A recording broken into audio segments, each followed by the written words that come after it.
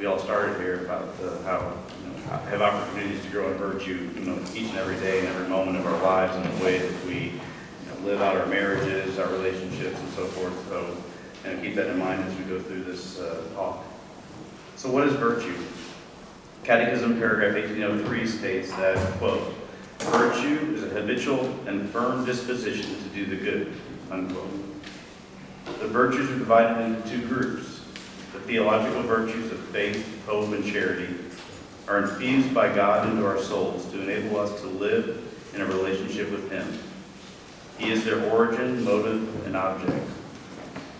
The human virtues of prudence, justice, fortitude, and temperance are also referred to as the cardinal or hinge virtues, because the entire moral life hinges upon these four virtues.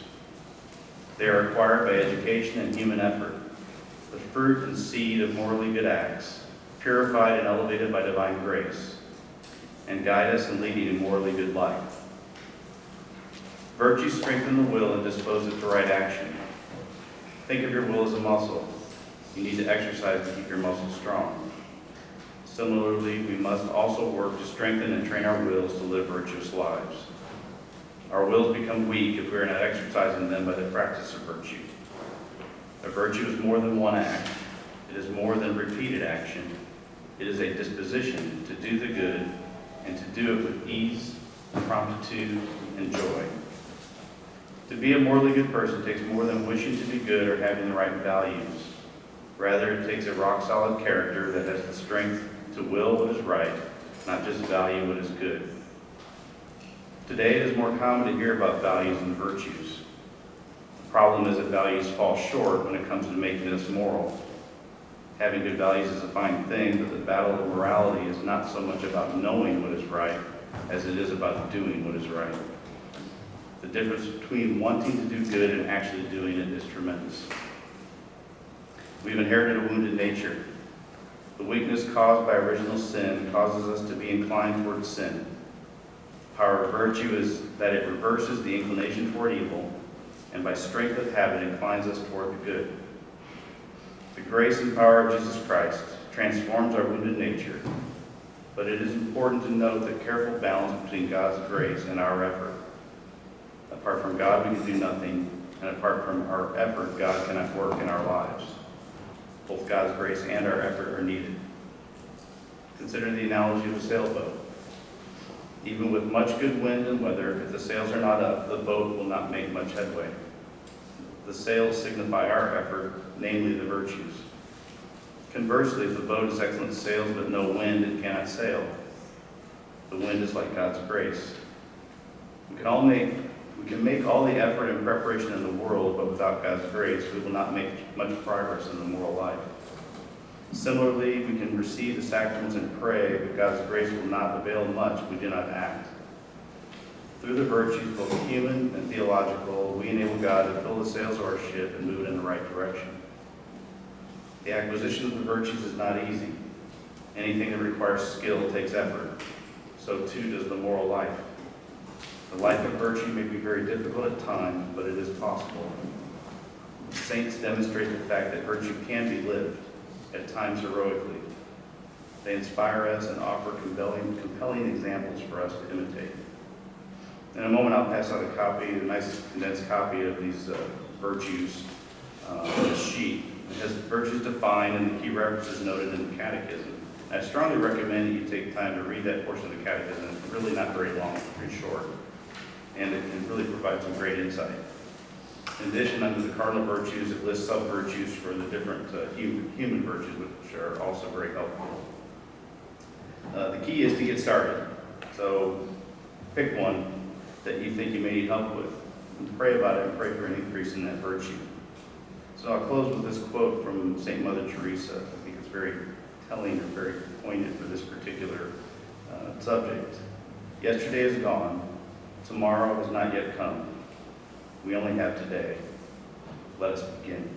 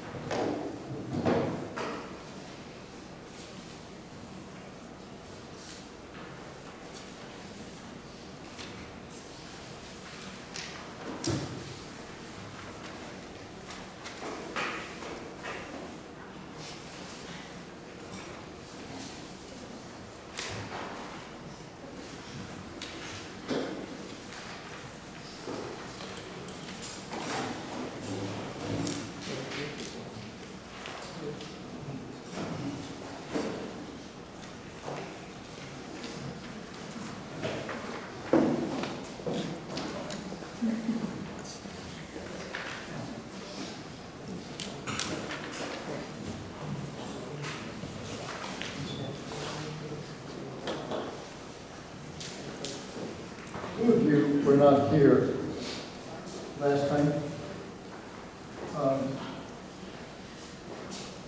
Did you give? Yeah.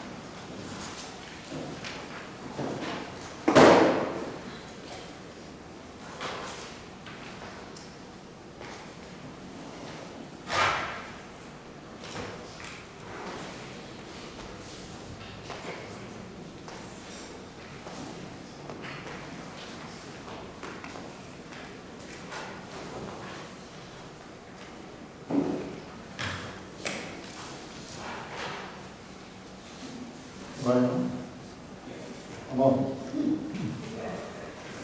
How's mine?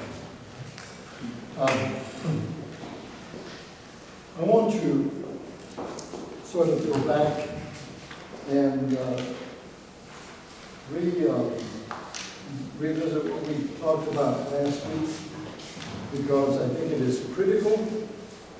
I'm not going to go through the whole presentation, but there's some aspects of it that I want you to know about when they're here.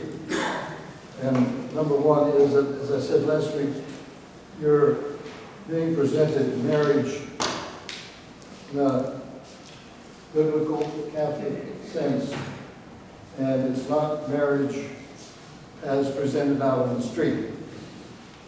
So it's a different concept. Part of that comes from the fact that God created that when He created us as man and woman. And the marriage was a part of that creation.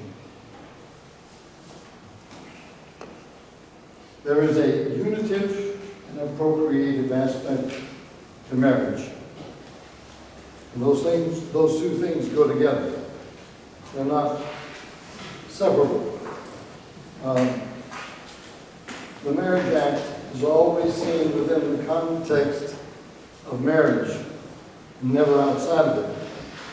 And so there is no such thing, even within marriage, as recreational sex.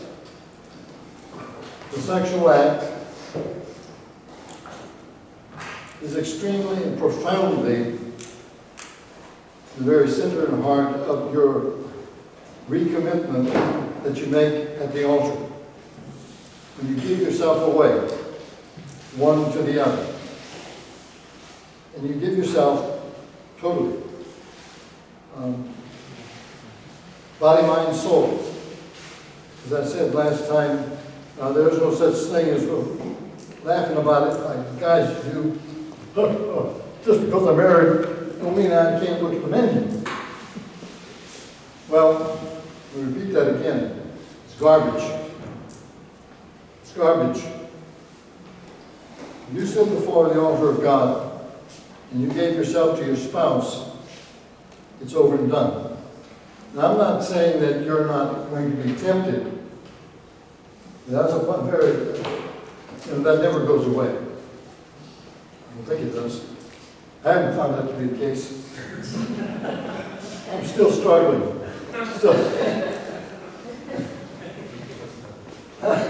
No hope, huh? No hope.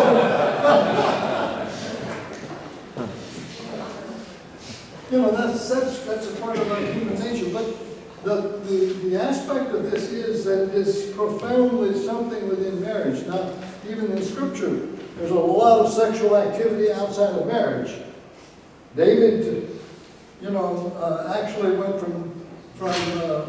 from adultery to murder to cover up a marriage, to cover up a simple act of sexual intercourse outside of marriage. So one sin compounds the other. The act of sexual union is a unitive act, and it is a complete and total gift of one to the other. And you want to know what that looks like that right there. Total self-gift. And that's what you're doing. That act is also not only unitive, but it is procreative. There is always the gift of life present, because as I said last time, our family is an image of the Most Holy Trinity, where the Father loves the Son, and that love is returned completely and totally, and that love is so intense that it is personified in the third person, the Holy Spirit. In a marriage, it is the same. The husband loves the wife.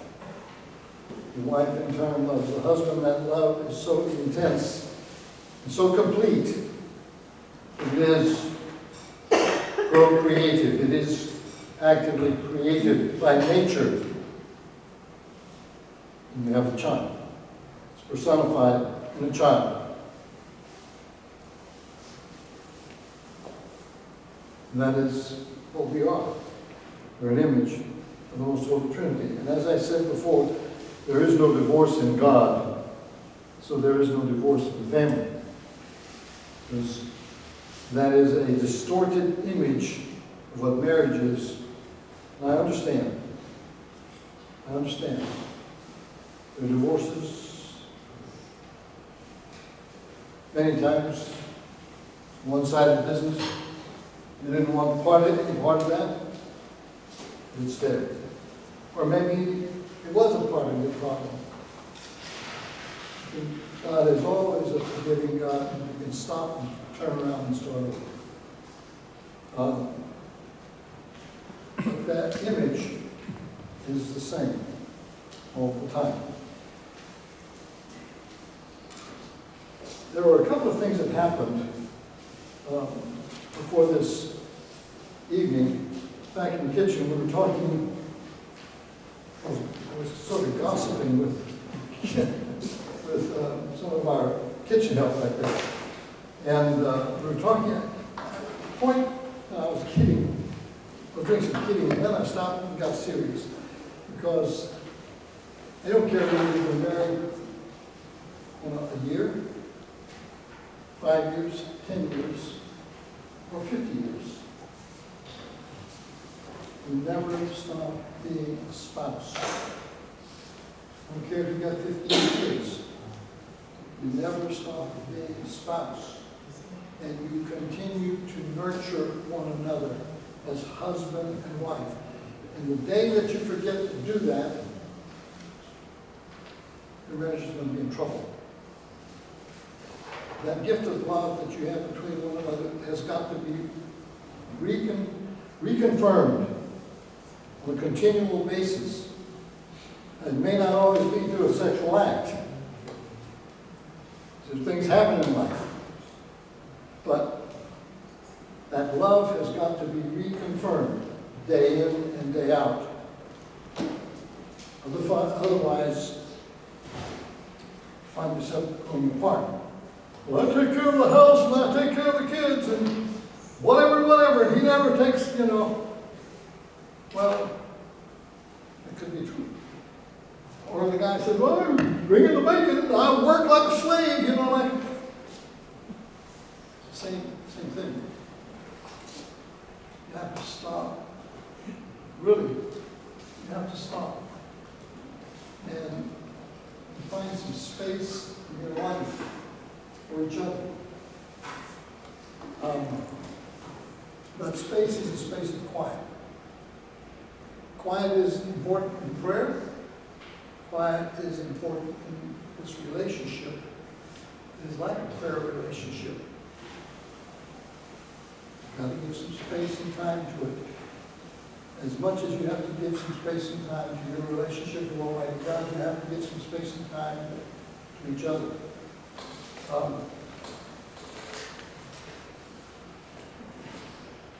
Mark was talking about pursuing virtue. Before you even start that, pursue virtue. There's another relationship, your relationship with Almighty God, your relationship with Jesus Christ. You have to fall in love with Jesus Christ. To fall in love with Jesus Christ will change your relationship with them, between husband and wife, between fathers and mothers and their children. You have to fall in love with Jesus Christ. Where your treasure is, there is your heart. Unless Jesus Christ becomes your treasure, you're spinning your wheels. If you walk out of this RCIA and haven't improved, because some of you have come with a relationship with Jesus Christ, but it's got to be deepened and continue to deepen that relationship. The same way you continue to deepen your relationship with your wife or your husband. It's about relationship. Your faith is about relationship. Your marriage is about relationship. It's all about relationship. You love God through your spouse. Your vocation as husband and wife is a vocation to holiness. If you've heard anything in this parish, you heard Father Christopher say it. If you get one of those nicely done directories, I don't know, I guess they send them out to everybody, or if you get them in church, I don't know where they're going to give them out. You'll see it. Be faithful. Be holy. Be an intentional sacramental disciple. That's what this parish is about. Be faithful, be holy, be an intentional sacramental disciple. But you have to fall in love with Jesus. If you don't do that, all the rest of this is just wheel spinning. It's like Sirach, the readings that we've been doing the past few days during the week. It's a pursuit after the wind. All is vanity. It's all for naught. So use this time to grow in a relationship with Jesus Christ. It will affect the way you look at your spouse. It will affect the way you look at your children.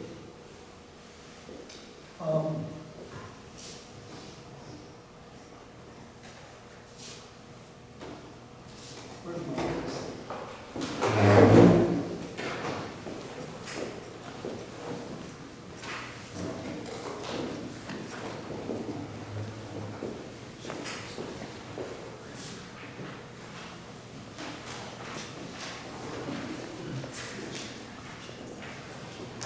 You might think I get rather intense, and I do, about marriage. My wife died about, it's going to be 6 years in October. One of the things that I think about more than anything else is how I could have been a better husband. And maybe that's a part of everyone's experience who has lost a spouse, but especially in mine. Not that I was a bad guy. I worked at being a good spouse, especially the last 25 years of our marriage. But you think about the small little things that you could have done to appreciate the gift that my wife was to me. I didn't understand her as a gift until late in life. And that's one thing that I want you to understand about your spouses. They are a gift to you. Men, you are a gift to your wife, and you need to act that way. And the other thing is that appreciate the gift that your wife is to you. My wife could have chosen anybody in the world if she wanted to. She was a beautiful woman. She chose me. And I wasn't a great catch, that's for sure. It took, some years of marriage for me to come to the realization that I finally figured out there was a husband and what that was all about. My wife, she was a wife, and what that was all about. And the fact that we were parents, I was a father, and I had to finally understand that. When I was married 10 years, I had 2 kids. That's kind of late in life to figure that out.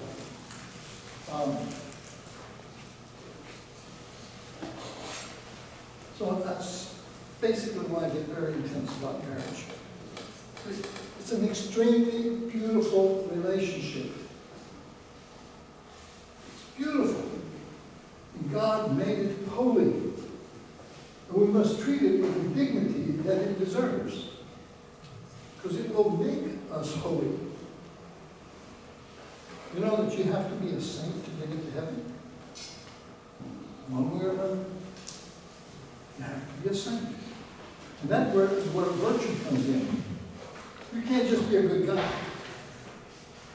It takes more than being just a good guy or a good gal. You have to be holy.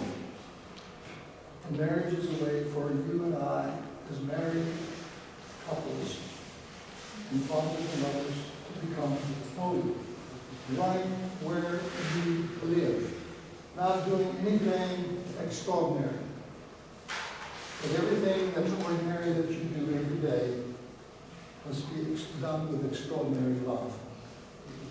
And that was the message of the little flower, Thérèse of Lisieux.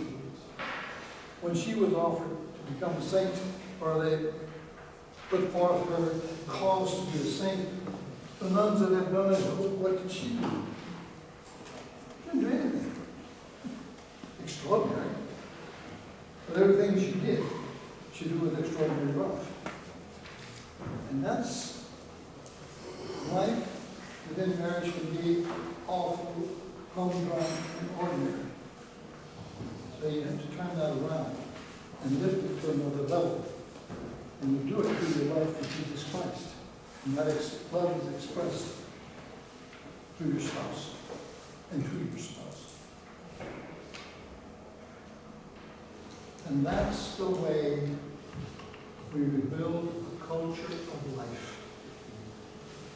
All the laws, all the constitutional amendments, everybody's got them. They're lawyered up to the hilt on each side, and they're going to find loopholes, and they're going to get through this.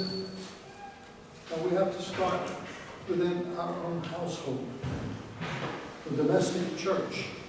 That's what you're forming in your marriage, the domestic church. The husband is the priest of the family. We are a priestly people. The reason we are a priestly people is because we, through our baptism, are baptized as priest, prophet, and king. Priest, because we offer ourselves. Our love is sacrificial. It's not L-U-V, love. I love everything. Ice cream. No. No. Love is sacrificial. Again, if you want to look at what love looks like, that's it right there. That's love. He gave his last drop of blood. And that's the way we should love our spouses. That's the way we should love our children. Love at its heart is sacrificial. If it's not sacrificial, it ain't love.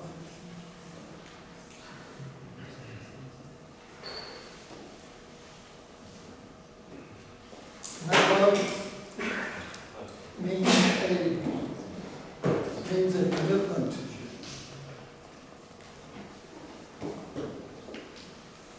When I was married 56 years ago, there was no such thing as no fault divorce. And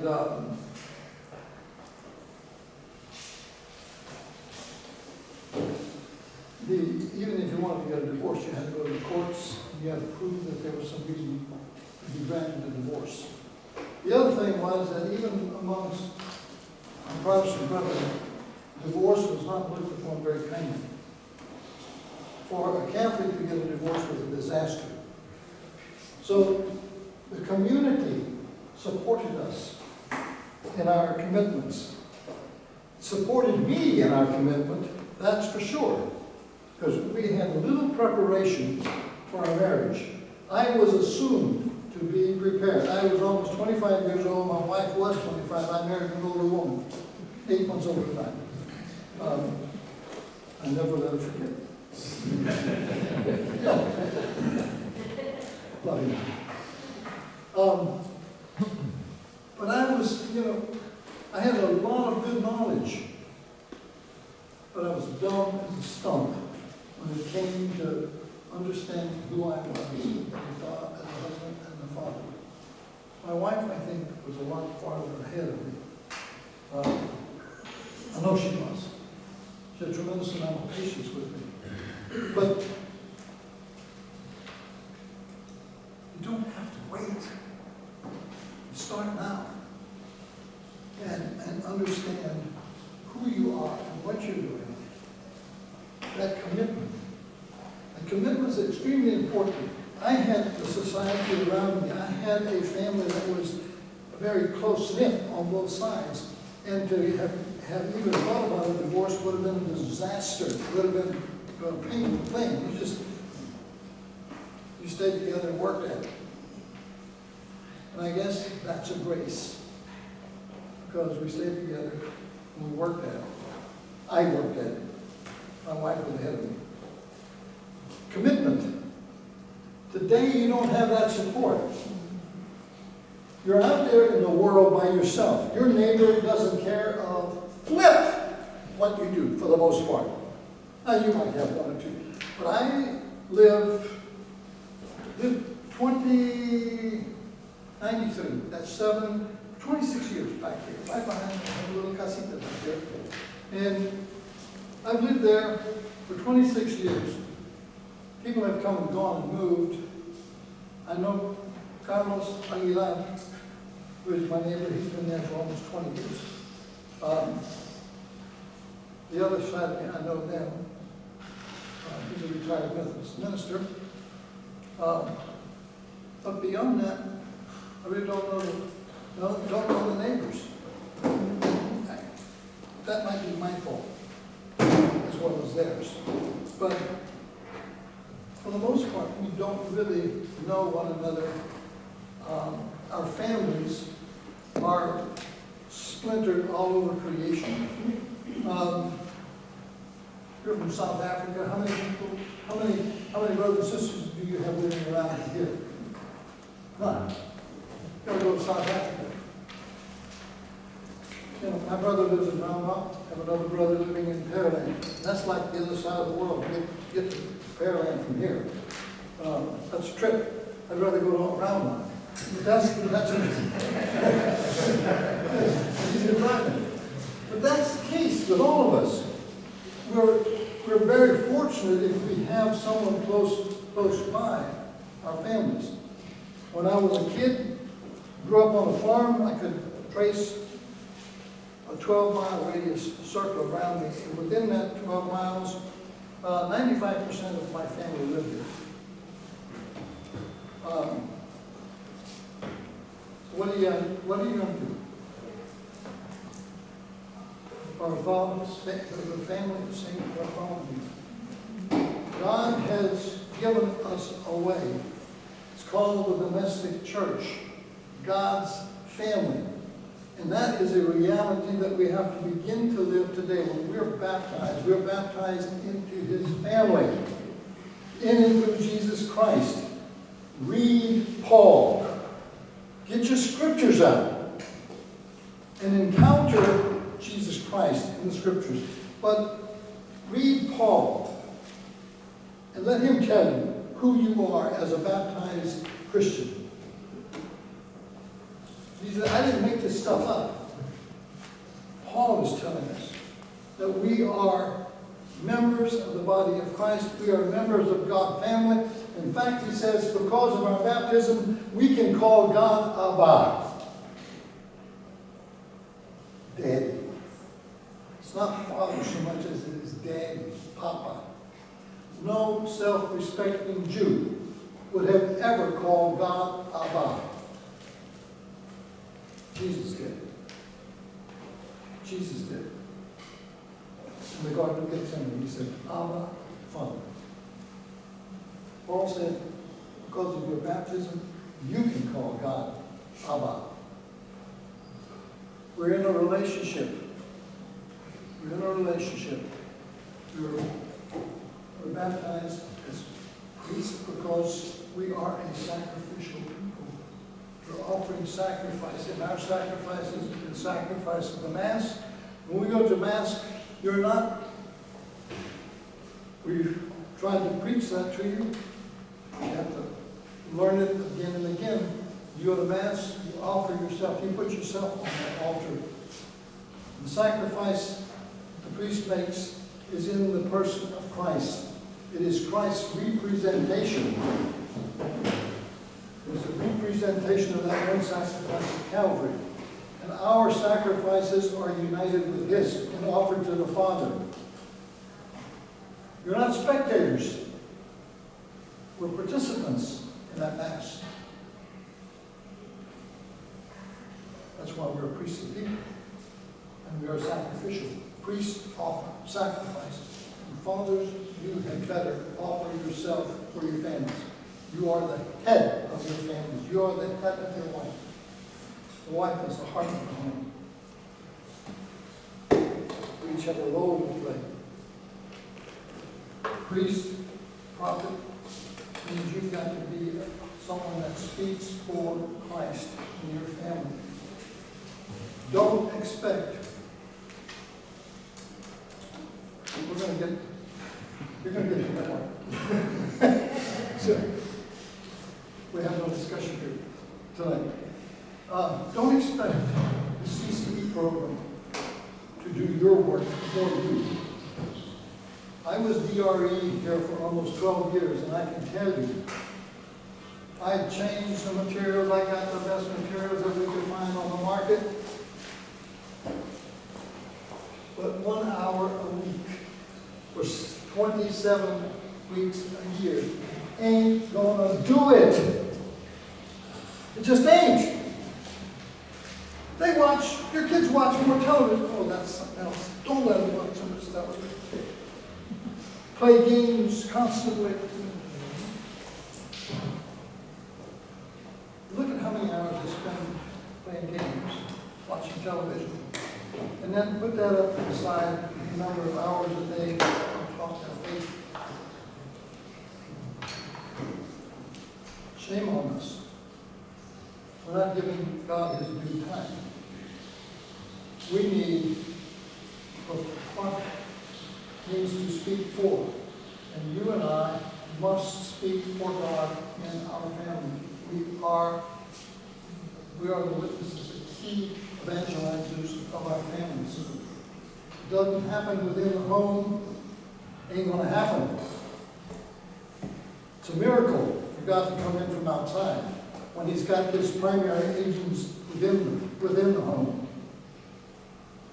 If you start to disciple anywhere, you've got to disciple in your own house. In your own house. Don't go save the world here in church. And I don't want to put down, ministry here in church. That's important. But if you let ministry at church get beyond your home, ministry in your home comes first. So make sure that you don't get that out of kilter. But please, educate your children. Don't only educate, but form them. Education is formation. Like we try here in this RCIA is to form. Not only inform, but form. I know some of you have come formed. You ain't formed enough. Because I ain't formed enough. I struggle as much as you do. You just think, well, man, look at him. Don't get caught up in the white garments and the pretty vestments and mask and all this kind of goofy stuff. But I have the same weak human nature as you. Faith is something that's very, very fine, very, very. It's like sand. If you don't keep asking God for His mercy and grace, faith can slip through your hands like sand. You've got to be aware of that. That's why I said there was space for your family, there was space for prayer within your family. Commitment, one more thing. Service. Priest, prophet, and king.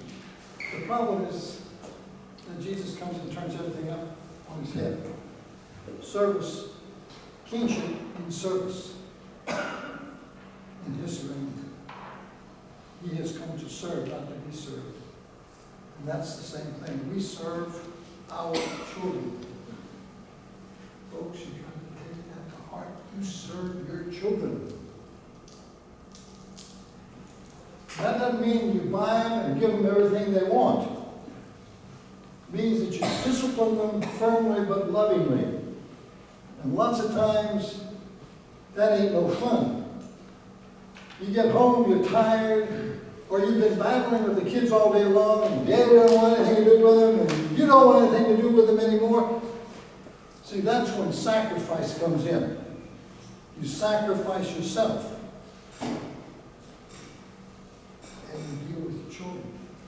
My wife used to make me be a father. I didn't like it. I was on the road all week long, down in Corpus Christi or San Antonio or the Valley or somewhere. I get home, I was tired, bummed out, I want to just be quiet. William didn't do this, William didn't do that. Suzanne needs to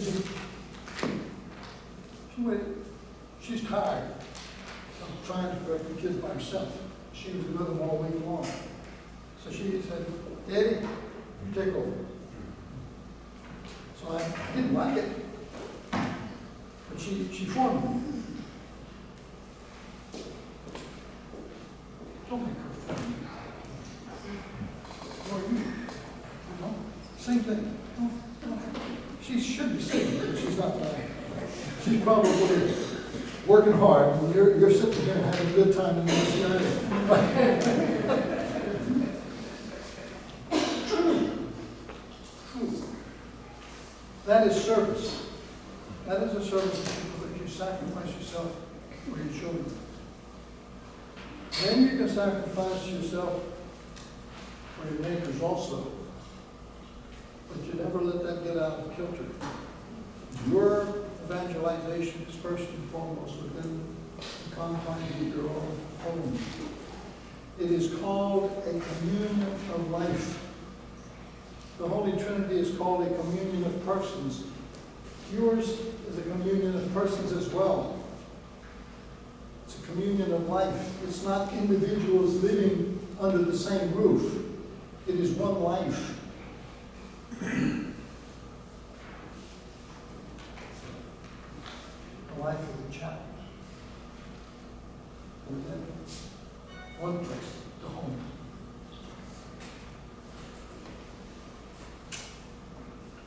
That nuptial self-gift we've been talking about, that's what it's called, nuptial self-gift. One to the other. Pope John Paul II, if you like to fight on something that's a little bit more meaty, there's a, I forget what it's called now, it's a small, some years ago, Pope John Paul II, St. John Paul II gave a whole series of weekly allocutions, talks, every Wednesday, and he dealt with women. And he was trying to raise the dignity of womanhood. And he used Genesis and how he saw the nuptial gift of the man and the woman to each other. And he broadened that out into a beautiful dissertation. It's a bit meaty to chew on, but it's worth the effort. Well, when that got published as a book, the media went nuts. especially the feminists, didn't understand what he was talking about. But he's trying to get us to understand the dignity of womanhood, the dignity of manhood, the dignity of the human person. That's a good read. We are the nuptial gift. That's what he's talking about, the gift of each self to the other. And that includes our fertility. That's where the procreative aspect of love and marriage comes, unitive and procreative. That's why it's not recreational sex. There is no such thing. That's an abuse of our sexual powers, our sexual richness that we are as man and woman. And that's an abuse. Every time you see it outside of marriage, it's an abuse. It can be abused within marriage as well. It's supposed to bring joy. It's supposed to be a source of true enrichment of marriage. So it's not something you do on a whim. It's never a whim. It's an expression of love. And every sexual act ought to be an expression of love.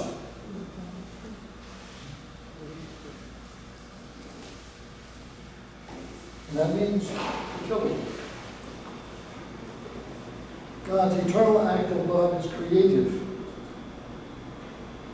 It's creative. Eternally, within the Trinity, it is seen in the Holy Spirit, who is also God, eternally.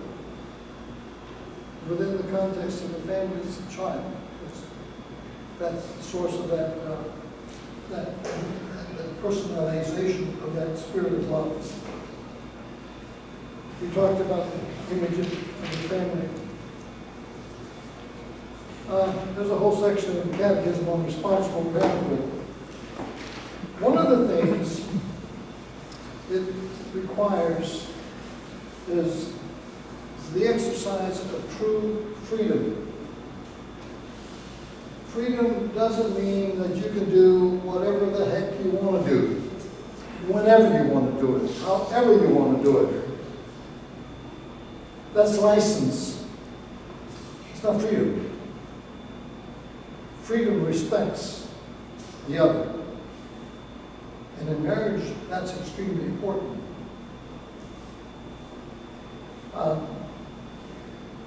God asks us to be generous, not foolish. The church is not against birth control. The church is against artificial contraception because there's a huge difference between the two. Generosity is the first commandment, that we are generous. But generous is a decision that you in conscience as husbands and wives must make together. That takes in all of the facets of your family. Generosity requires supernatural confidence, supernatural trust in God. I had a friend in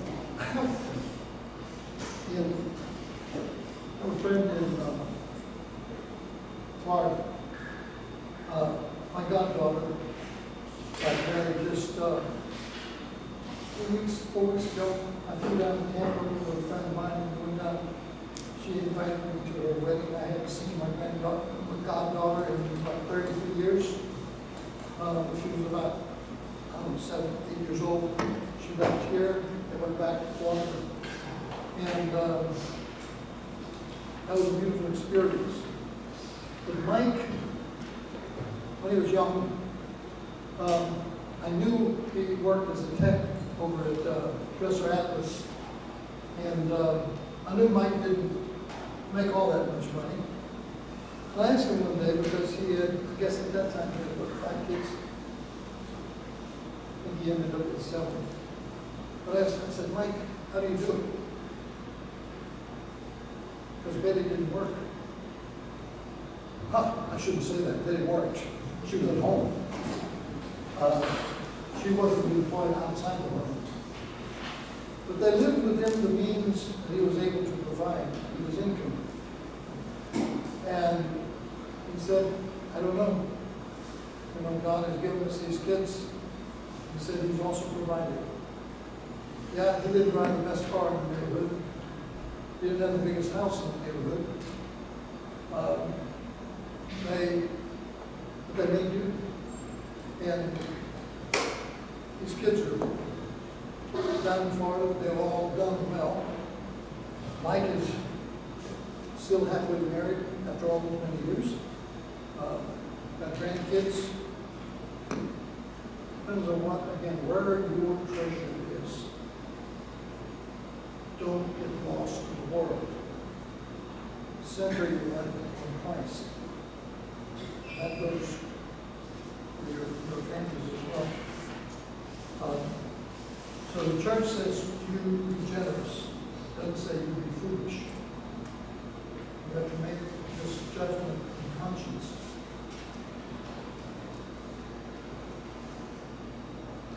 The other point is that just because something is possible doesn't make it moral.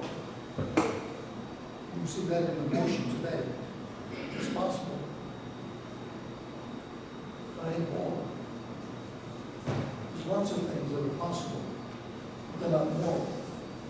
In the financial industry, there's a lot of stuff that goes on that's possible. Enron, that big building downtown, collapsed inside because of a guy that was did things that were possible. Not moral, but they were possible. And everybody, or a lot of the people anyway, knew what was going on, and they profited by his profit until everything went down, and then he was a fall down. I guess he was the head, the honcho. You need to take the fall. It's possible, but not more. That's the same thing within the context of marriage. A lot of things are possible, not everything is moral. To make a moral decision,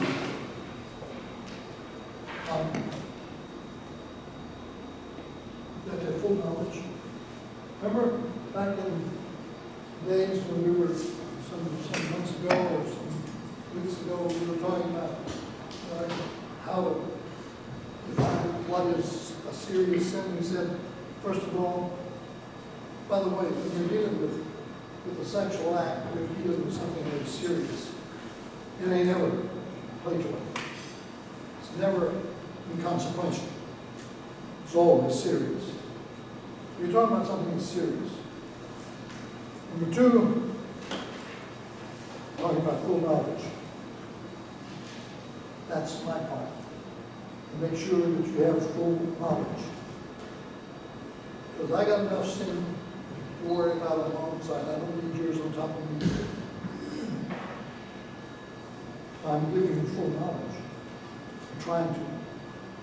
The other thing is your free decision. What is your decision? When you have full knowledge, you give a serious amount of full knowledge and then full consent. Those are the 3 things that make up a serious sin, mortal sin. So you should take your decisions where fertility is concerned, the seriousness. I'm going to let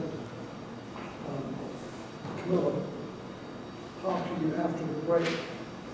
What we'll do is we'll go and get our lunch or supper. Or dinner. I don't know what you guys call it. When I was a kid, it was always supper. Dinner was something we ate in the middle of the day. Anyway, we'll go there and we'll come back, and that way we will take sufficient time to do a presentation on natural family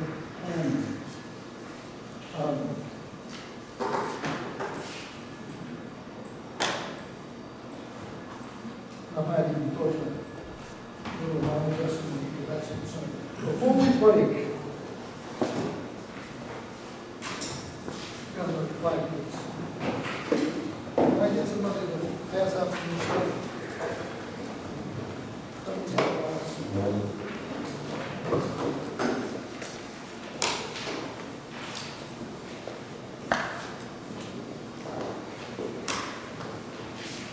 What do they call this education where you take part of what you learn from one place and you apply it in another place? What's that called? Transfer of training. That's what it's called, transfer of training. I remember now. See, I was an educator at one time. That's what they taught me. Now I'm going to put it to use. Transfer some training.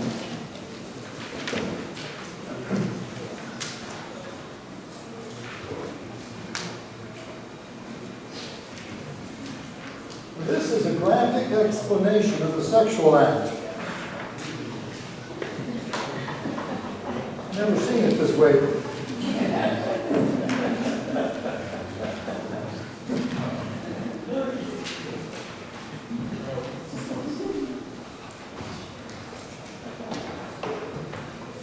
I don't think this is selling any automobiles or tractors or whatever.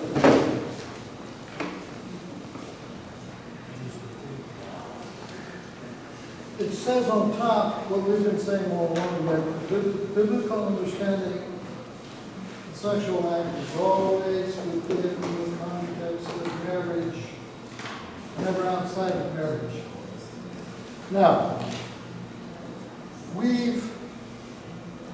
you remember, you might not, and you may not remember any of this, but at least you've been exposed to it.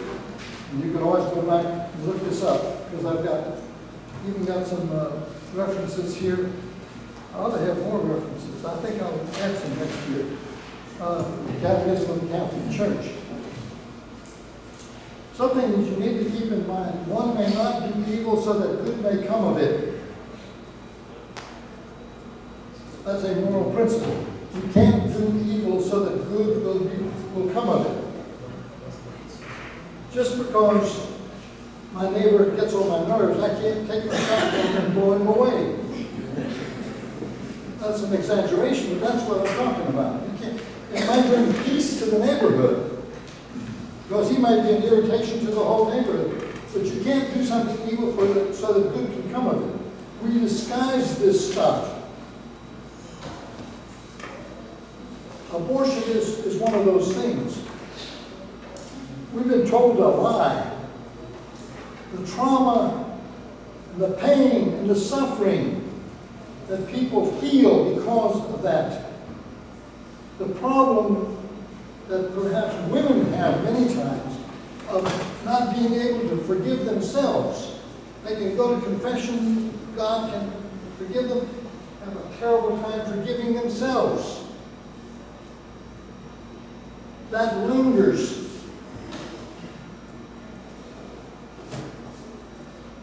You know, aside from the fact that you just killed a human being. And yet we're told that that's health care. So a woman's right to choose. It's my body. No, it ain't. The DNA from the moment of conception, the ovum and sperm come together. Once they come together, from that moment on, the DNA is different. That DNA will never produce a chair, a desk, an elephant. It's going to always be a human being. It's not going to be the mother or the father. It's going to be a unique human person. And that's a fact. A medical fact. It ain't the Catholic Church that tells you when life begins. It's biology 101. You can't do something evil so that good may come of it. Population control. Well, I have a problem. My career, whatever. These are excuses.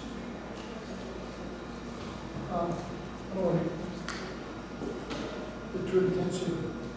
Understand what I'm talking about? The other thing is, the end does not justify the means. You can't just use any means to have an outcome.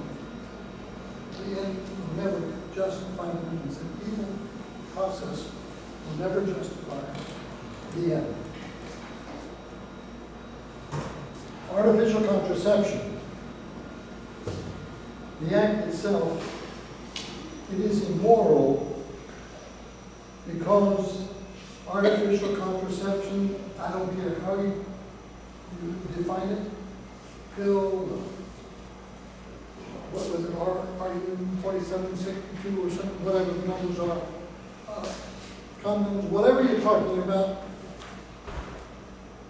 artificial contraception is of its nature immoral because it destroys the act itself. The act itself is made devoid of its possibility of being fertile. The intention is to avoid pregnancy. Well, that part depends. So we look at NFP, natural family planning. The act is left intact. The act of sexual intercourse takes its normal conclusion. That is morally good. The act is morally good.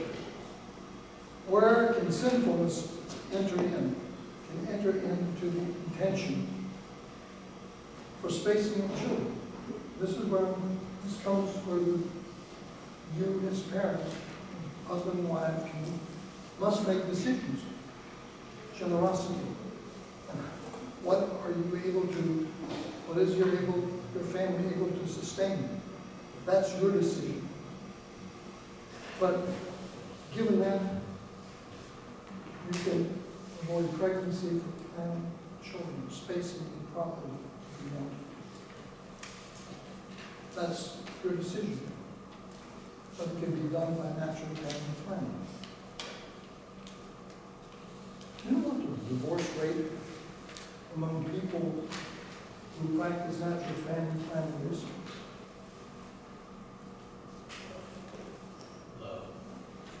Give me a figure. Pretty good. Yeah, somewhere like that. 5-4%. That's the divorce rate. Am I getting into it all? You know why that is, I think? Number one, you're doing what God designed you to do. You're using your freedom to make decisions. You're not letting something else intervene. Secondly, I think, this I think is a big too, is a husband can't take his wife as an object. He can't have sex just whenever he wants it. He's got to communicate with his wife. He's fertile all the time. She's not. So you've got to do something. And to use artificial contraception, like I said, is immoral. Seriously immoral. That makes sense. Beautiful of that. I'm not going to get in. That's part of it. I'm getting into the original.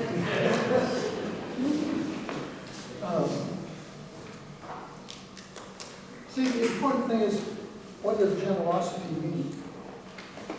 Well, we're not going to have a bunch of kids because we've got other things we need to do. Well, in conscience, your first responsibility is to be generous with God and children.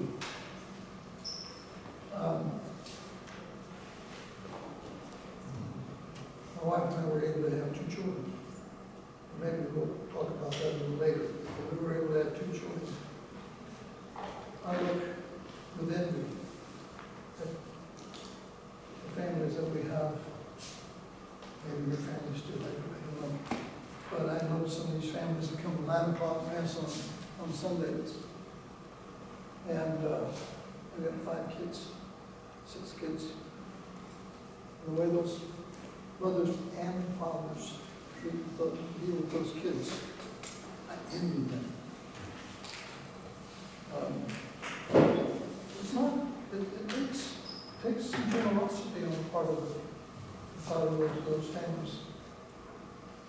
The joy that you see in those families, I want. And the joy that those families have, those kids will be formed according to God's plan. And they will make change this parish. Will change this culture. Not by laws, but by living according to God's plan. That's your job. And that's my job to prepare you for that.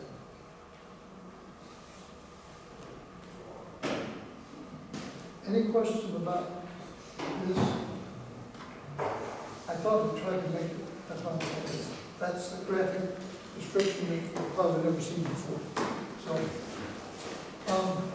why don't we take a break? Give you till what, about 9:30? Folks, take a break, get something to eat. Yes, time. And come back, and we're going to go. I'm sorry, go back.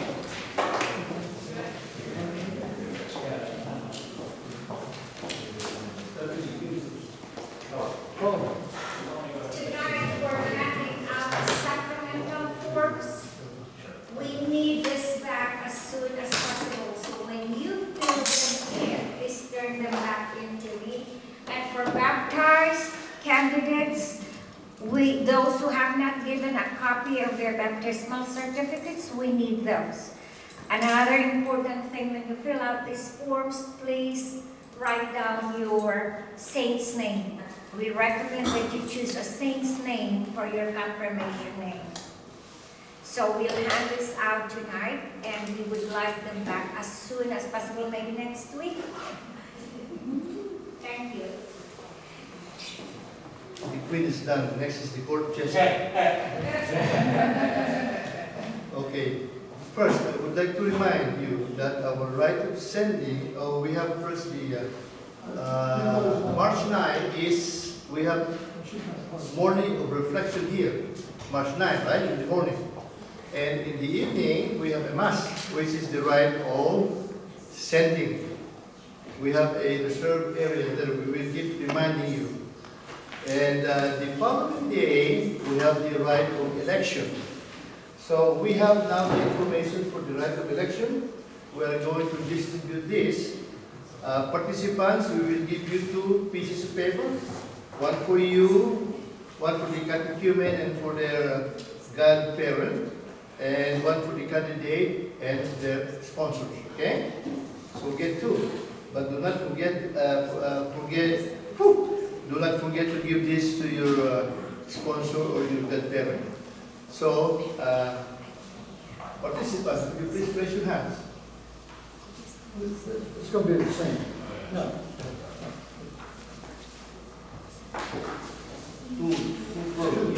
Two persons. Do not lose the paper of your godparent or sponsor.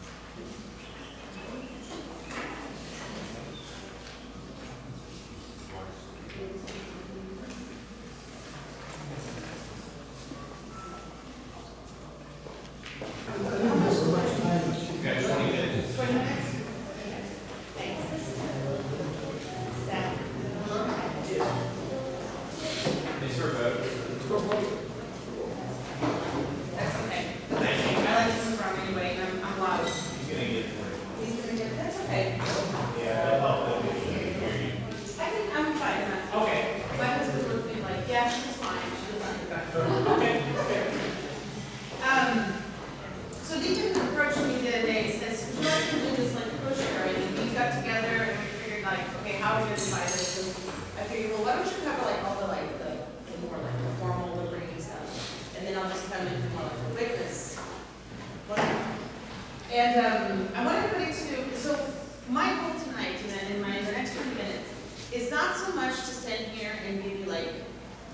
theological and the moral and all that. You just got that from Deacon. I want to give you two things. I want to give you my witness and a little bit of my learning that I've lived through over 18 years of marriage and 5 children. Okay? So it's a little bit more focused on a testimony. But I also want to help you link. When Deacon is talking about that marriage is a sacrifice in marriage and the crucifix, it seems like the marriage, like it's supposed to be like this phenomenal thing. You know, everything that happens, you know, you live happily ever after and everything's perfect, right? It's not. But I want to approach it from not just like it's a sacrifice that you just grit your teeth and you just feel like, oh, I'm going to put up with this. It's much deeper than that and much more beautiful than that. And I want to do that connection as well. So, if you would turn your Bibles to the Gospel of John, chapter 19, verse 28, and a highlighter or a pencil or something, because I want you to mark this on your Bibles. John, the Gospel of John, chapter 19, verse 28. And before we go into John, I want to raise your hands if any of you have ever been, like, thirsty. Like, have you ever had, I love Diet Coke. So I would be like, I'll have days when I'm like so hot and I'll just like, oh, I just want to have a cold Diet Coke. Or a nice cold beer in a hot summer Texas. Like, or just, I work all day and you just like, I am thirsty, I just need water. Have you ever had that experience? Okay, so we all know that. John chapter 19, verse 28. So after, now this is Jesus dying on the cross. Jesus is hanging on the cross. These are his last few words. He's about to expire. And this is what we read. After this, Jesus, knowing that all was now finished, said, to fulfill the scripture, I thirst. Jesus, from the cross, says, I thirst. Mother Teresa of Calcutta had those words printed or painted on every single monastery that she built, where she had with the sisters, next to the crucifix. I mean, spiritually speaking, why would Jesus say I thirst? What is he thirsty for? Can anybody guess? Bingo. He's thirsting for human souls, for the communion of human souls.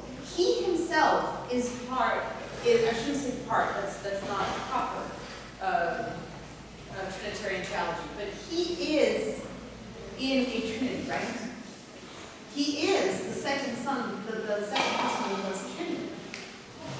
God is communion, and he desires, more than anything, communion with you and I. Jesus thirsts infinitely more than when you or I, when we had that thirst for beer or Coke, that desire, multiply that to infinity, that's how